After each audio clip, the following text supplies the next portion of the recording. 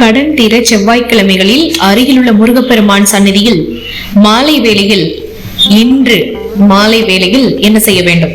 நம்ம வீடியோக்குள்ள போய் தெரிஞ்சுக்கலாம். வணக்கம் உறவுகளே.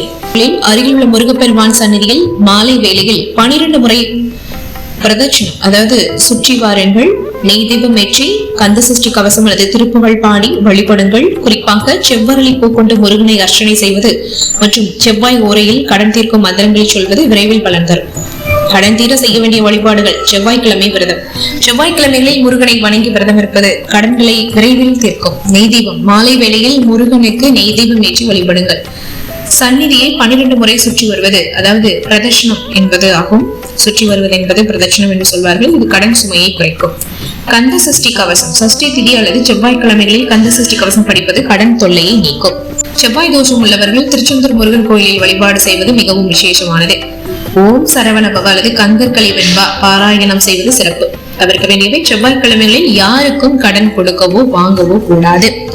மனதார முருகனை வேண்டி செவ்வாய் வழிபாடு செய்தால் நிச்சயம் கடன் நிம்மதியாக தீரும். விரதத்திற்கு அதிக பலன் உண்டு. ஒருவருக்கு பொருளாதார நிறைவை வழங்குவது அங்காரகன் தான். அங்காரகனுக்குரிய தெய்வம் தான் முருகப்பெருமான். சக்தி தேவி வீட்டு பூஜை அறையில் முருகனுக்கு விளக்கேற்றி வழிபட சீரும் சிறப்பும் சேரும்.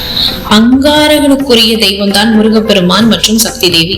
வீட்டு பூஜை அறையில் முருகனுக்கு விளக்கேற்றி வழிபடுங்கள், சீரும் சிறப்பும் சேரும்.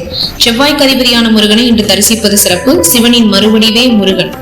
அம்பிகையின் அம்சமே முருகனின் கரத்திற்கும் அம்பிகையின் அம்சமே முருகனின் கரத்தில் இருக்கும் அந்த வேல். முருகனை வழிபடுவோரை தீவினை தீண்டாது. செந்நிற மலர்களால் அம்மன் முருகனுக்கு அர்ச்சனை செய்ய நினைத்தது நிறைவேறும். இன்று முருகனை வழிபட ஆரோக்கியம் மேம்படும், கடன்கள் தீரும். முருகனை வழிபட வீடு நிலம் வாங்க நேரம் கூடி வரும்.